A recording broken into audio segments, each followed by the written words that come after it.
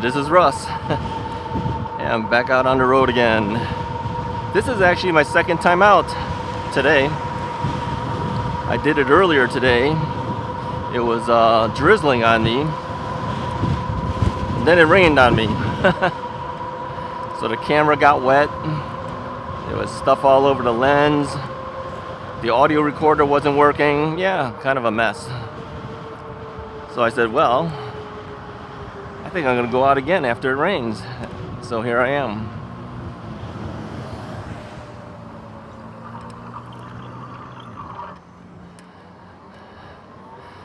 So,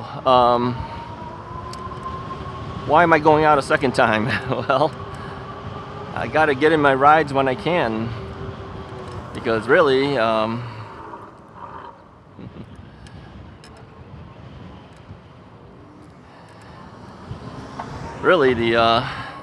the opportunities are small at this point.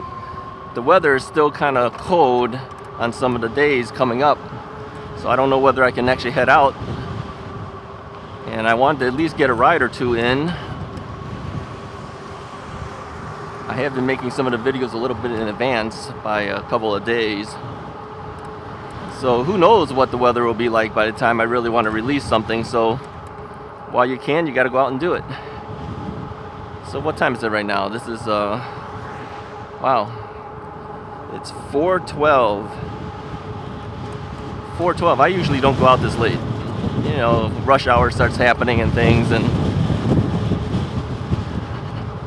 but I'm staying around the side streets, so it shouldn't be so bad. But you can notice there are more cars out here with me. Usually there's hardly any cars out here with me when I'm riding. I usually pick times when people are at work, or, you know, just when it's not quite as busy. It's always a better thing. But you can see there's car after car after car here right now. All right, we're going to take a left here. So we'll have to signal here, and hopefully they'll let us go.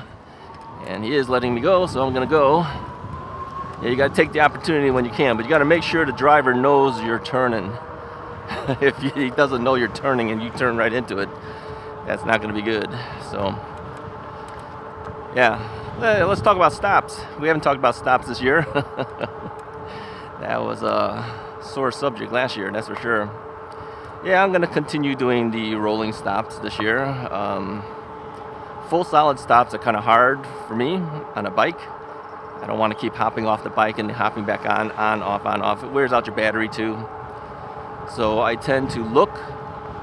If nobody's around, I slow down, then I go.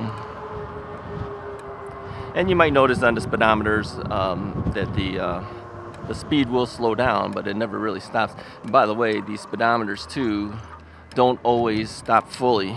So even if you're at dead stop, it might still register like 6 or 7 miles an hour, and then it slowly comes down. And by that time, I'm already started up already again. So I am on the Magicycle Jaguar Rundy. And we have 2 of these. Thank you to Magicycle. Magicycle sent Mrs. Wright a second Magicycle Jaguar Rundy. And that was out of request from me, asking them if they would be kind enough to send me another one, because we are planning to do a ride out in Door County, Wisconsin later this year, next month, I think. And so I figured it would be kind of nice to ride the same bikes. Be a nice promotion for them. And I just kind of think it would be kind of cool to ride 2 of the same bike. So yeah, she got the same bike as me, same color, same everything. It's this midnight blue. Now midnight blue in certain colors looks like black almost, really. You hit it on the right light, it has a nice blue color to it, deep blue color. But a lot of times it just looks black. It's okay. Uh-oh. We got road construction ahead. Forgot about that. I did that this morning too. That's okay. It's just they're getting ready to resurface that road. Some of the roads out here, they did it last year, but they didn't do all of it. So apparently, here comes the second half of it. It's okay.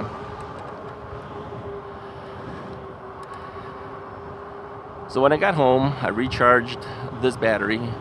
I rode like 23 miles and basically couldn't use any of the footage. My audio recorder didn't work, and my lens had water on it because it was drizzling. It actually rained on me in the last mile coming back. Yeah, I got all wet. The bike got all wet. It wasn't a problem. I just wiped it down. So I charged up the battery. It's not fully charged, but I figured it's enough to bring it back out again. So I just wanted to ride and talk. That's really what I wanted to do. So I wanted to talk about a couple things that have come into my brain during the last time I talked to you guys. Well, I think on the mind of a lot of people is the battery thing, because it kind of reminded me, I brought in that KBO Ranger to get the spokes taken care of for me because it had loosened up during the shipment, and then of course as I'm riding it during my range test of the thing, it was clicking. It wasn't clicking during the first test that I did of it, but it was clicking now. So I asked KBO, hey, what's up with this clicking?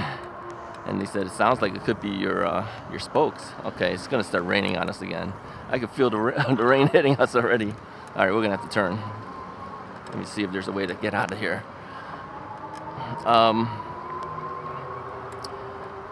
But, when I brought it to REI, they didn't want me to leave the bike with the battery on it.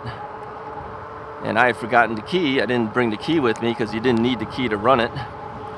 So I had to go all the way home, get the key, bring it back, take the battery out. So it got me thinking about this whole battery fire thing. I mean, even companies like REI, they won't service your bike with the battery on it. Now, if it was a UL listed battery, they might have taken it, but I didn't know if it was or it wasn't. So this whole UL listing is coming up, and Area 13 just did a video about UL listing on the batteries. Well, technically it was a podcast, I guess, but he did a video of it too at the same time. All right, I'm going to be heading out of here. It's raining on us. So it got me thinking again about the batteries, and I think really you have to start wondering if this is what's going to happen as far as regulations going forward, that they're going to require everybody to have UL listed batteries. All right, we're going to let's take a left because we got to go around this thing. That's a more stringent testing, which means it's going to cost more to the manufacturer to go through that process. It's going to take longer before the products come out, and guess who's going to be paying for that? It's going to come down to the consumers ending up paying for the extra work done on the batteries. But on the long run, is it safer? Well, it's a testing program. It's not really it's not going to help them build it any better, other than the fact that they may tell them that they've got a problem with their batteries and that they got to build it a certain way. Okay. So on the long run, it's probably good if everything was UL certified, but Underwriter Labs, it doesn't work quickly. It takes a while once you submit it. So it'll be a longer process for products to come out then, and the cost will be probably reflected to us as a higher cost too when we finally do get it. If you hear any clicking, that's the keys bouncing around over there and other things. This little clicking sound too is from the it's from the handlebar area, because these are handlebars that fold down. Of course, I'm kind of pushing against it, so it's making it rub a little bit, but it's no big deal. It's just little annoyances. So UL listing might be something that's going to come of importance as everyone's talking more about it. And Area 13 mentioned too that New York has already said that they're not going to allow bikes to be sold that are not UL listed. Well, that's going to be tough. I don't know how they're going to regulate that, quite frankly, but that's what they say they're going to do. Maybe they can't sell them in retail stores. I don't know how they're going to stop it in online things unless they say you can't ship a product in that's not UL listed. I don't know how it's going to work. But little by little, it's going to come up where that will be a factor for everybody. Let's get some water. I'm drying out already.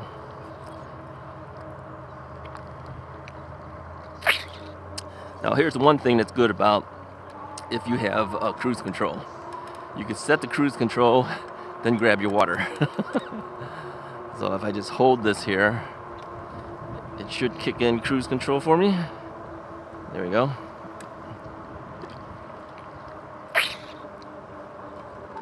Alright, I don't know if it was kicking in or not. Maybe it wasn't. You have to hold it for a certain amount of time. I think at least 8 seconds or something like that. If you don't hold it in that for at least that long, it won't kick in. Yeah, there's a guy out here fishing. A couple guys out here fishing. I saw some people did catch some things out of there. It's kind of a private pond. So anyway, the drizzling seems to have slowed down a little bit. I may stay out, just hang around here in this general area until it rains on me again.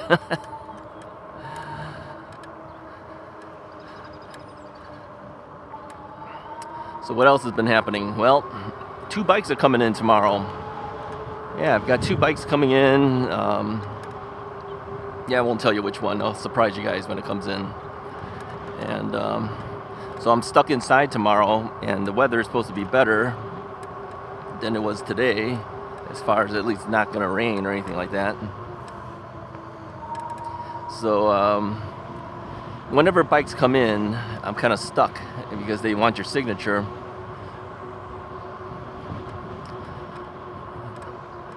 So it kind of eats up a day, and you can be more productive doing other things. And just kind of hang around the house and wait for them to show up. It's okay. Let's take a turn over here.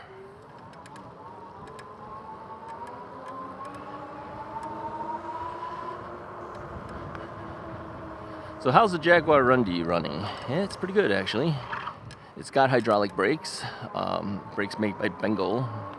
I noticed that this one is from Bengal, but the one that Mrs. Wright got does not say Bengal on it. So I wonder if they changed over to a non-branded brake. That's possible. That is possible.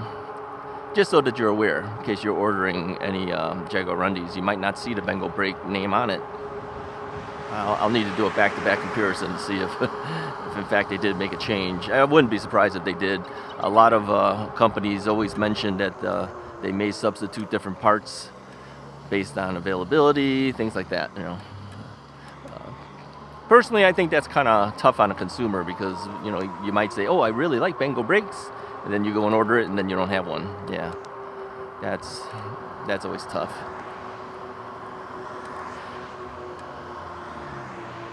Alright, I know I'm heading in the wrong direction because I can see the stoplight way up ahead. We're going to have to turn around. Can we turn around here? Let's turn left here in front of this car. I don't know if this lets me go through. I know in this area a lot of this is, just kind of, it doesn't go through. You'll go down to a certain point and then that's it. You got to turn around. I have a feeling that's what it'll be for this one. Yeah, I'm looking at these houses out here. Some are single family, some of them are, it looks like either condos or something. So it probably does not go through. I'll see if I can get out. Rain is starting to happen again now. Oh, by the way, we do have a tornado watch going on right now. And of course, I still go forward. How do you like that? Well, it didn't look so bad. Yeah, I think I'm going to run out of road here. It didn't look so bad, so I figured, well, I could head out there, But yeah, it's nothing to play games with, that's for sure. Let's see where this goes. I mean, it doesn't say that you run out of road. Let me see if it lands us somewhere else. Let's just go forward. Maybe it'll let us out in another direction or something.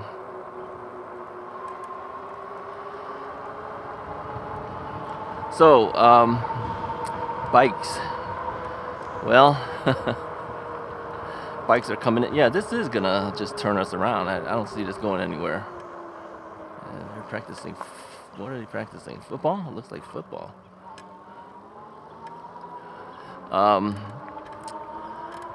yeah, bikes are starting to come in. 2 of them coming in tomorrow. I am expecting at least 2 more. I don't know when they're going to be showing up, but eventually they will be here. So I try my best to do as much stuff as I can in preparation for that possibly coming in. Let's turn here and see if this brings us anywhere. Maybe it'll bring us back. But they all seem to stack up at the same time. Towards the end of last season, the beginning of this one, you know, it's the beginning of the biking season, so to speak. And if they want to sell bikes, they got to show new product.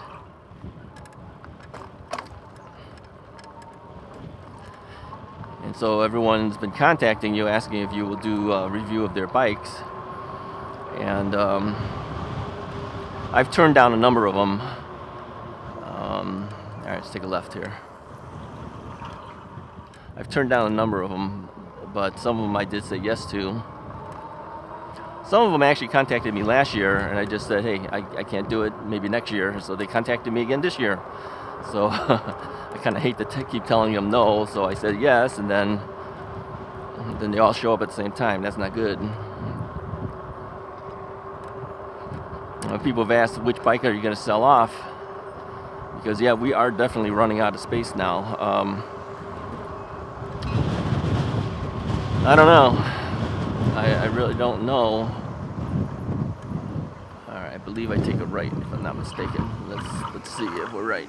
I really don't know yet.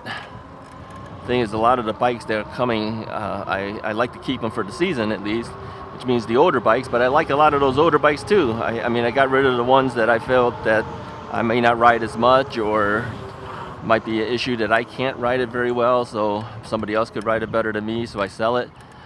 But I really kind of hate to sell off something that I really like just because of lack of space. Yeah, I like to ride them, as you know. I don't like to just do a review of them. I like to ride them just like everyone else likes to ride a bike. And a question came in about the cadence sensor versus torque sensor issue. You know, because I recently did a review of the Velotric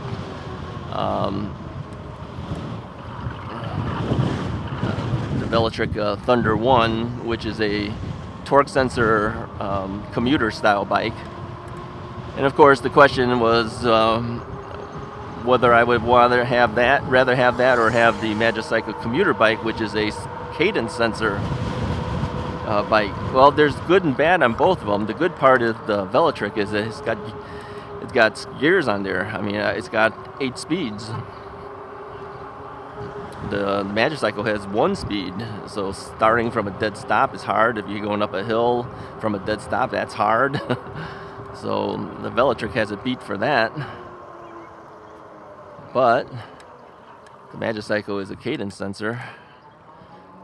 The other one's a torque sensor. Now, in general, most people think the torque sensor is better, but it depends on the person. For me, it may not necessarily be better for me. I don't have the leg strength or the knee strength due to the replaced knee, and you have to work it to get that bike to move, whereas on a cadence sensor bike, I really don't have to pedal hard at all, and the cadence sensor will move it at that rate as long as the pedals are moving. It doesn't matter how hard you push it or how little you push it. I could ride it really slow like I'm doing right now, and I would still go just as fast as that pedal assist level will allow.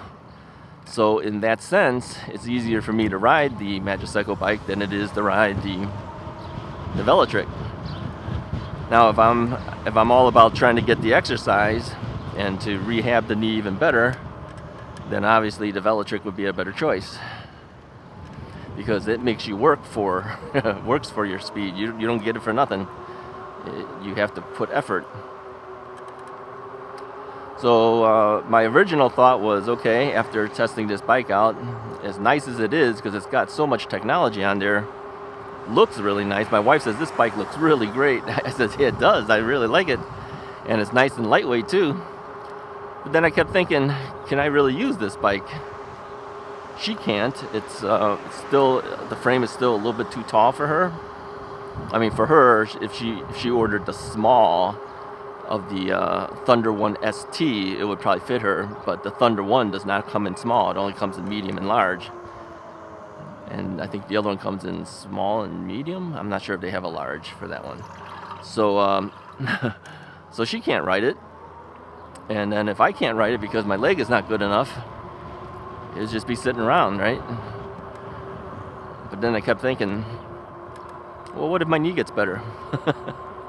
Then I start to be able to ride it, and then I've sewed it off, and I don't have it. So you see the problem I have here. I don't know what to do. I will probably keep it for a while, as I'm thinking through. Maybe as the season goes on and my leg gets a little bit stronger throughout the season, then I will be able to ride it. I mean, I can ride the Magicycle commuter bike with no problem because of the cadence sensor. But put a torque sensor on that one, yeah, that would be a tough bike for me to ride too. I'd probably want to get rid of that one too. But as you know, I kind of like that bike. I like the lightness of these bikes. I could put it on a regular bike rack on my car if I wanted to. I'm not stuck with having to use the e-bike rack. And the e-bike rack is interesting because, you know, I need to have my wife's car to do it. I don't have a hitch on the back of my car, which means that I could only use it on the weekends because she uses her car to go to work. Or well, at least we have to switch out cars, and she likes riding her car, and I like driving my car. So to have a Class 1 lightweight bike with me to be able to go somewhere if I wanted to on a weekday, that's kind of nice. Another comment came in about that bike saying that they've noticed that more and more bikes are coming out that are Class 1 styled lightweight bikes like that. And is that a trend? Well, I don't know if it's a trend, but I see the benefits of it. I see the drawbacks too. I mean, if you think about it, REI was saying that they only sell Class 1 bikes. Sorry for the wind is really blowing up again. They only sell Class 1 bikes, and that's probably because they are a outdoors type company. They sell camping gear, hiking stuff, biking things, you know, which requires you to exercise and do things. And so a Class 1 bike kind of fits in that motif. Oh, they got more pavement stuff going on here. So they only do Class 1. I felt that's okay. I can see why they want to do it, but you're kind of losing out on potential sales if they were to selling Class 2 bikes too. You'd probably get more people wanting to buy their bikes. But they don't. They only do Class 1. They sell their own brand, whatever brand it is called. They have Cannondale as well, and one other brand that I couldn't remember what it was that he said. He also mentioned too that they only sell bikes that have UL listing on their batteries. So there you go again. All right, now it's starting to rain on us. All right, I think we're gonna have to cut this one because it's starting to come down harder. All right, anyways, if you like this video, go ahead and hit the like button, hit the subscribe button. I'll talk to you guys next time.